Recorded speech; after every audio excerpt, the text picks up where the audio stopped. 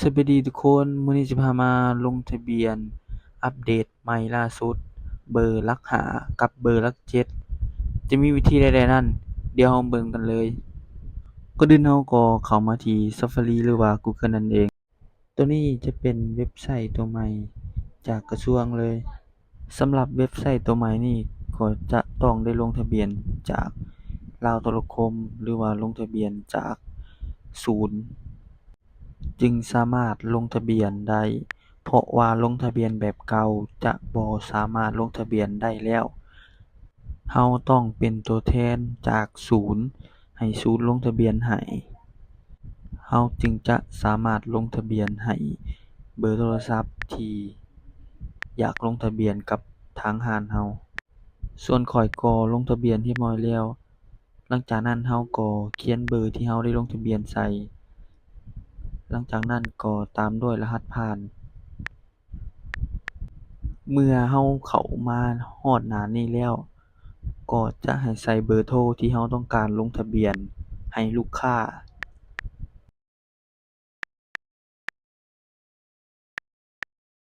เมื่อใส่เบอร์โทรเรียบร้อยแล้วหลังจากนั้นก็กดต่อไปเมื่อมาฮอดหน้านี้ก็จะให้ถ่ายรูปเอกสารยืนยันตัวตน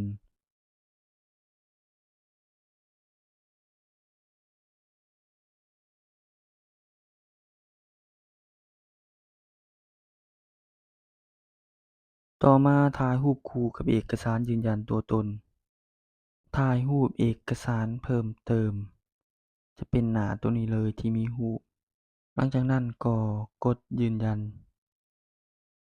แล้วก็จะประมวลผลรอท่าแล้วก็จะเข้ามาสู่หน้านี้เขียนชื่อตามปึ้มสำรวจครัว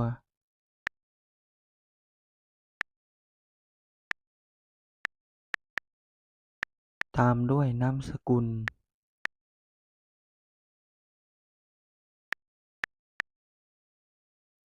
ชื่อภาษาอังกฤษบ่จำเป็นต้องใส่ก็ได้เราจะมาเลือกเป็นเพศหลังจากเลือกเพศแล้วเราก็ใส่วันเดือนปีเกิดตามด้วยอาชีพ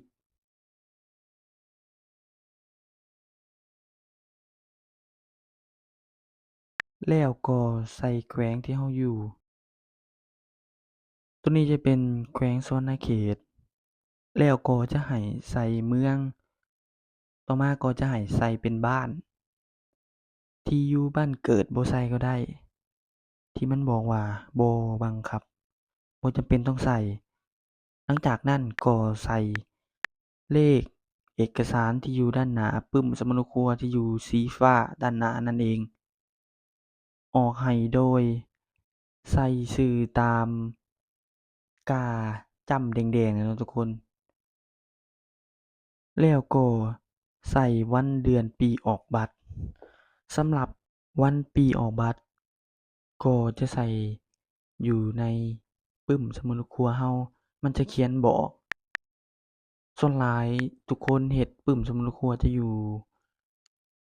ปี2019แต่วันหมดอายุเราต้องใส่ให้เกินหลายๆเนาะทุกคน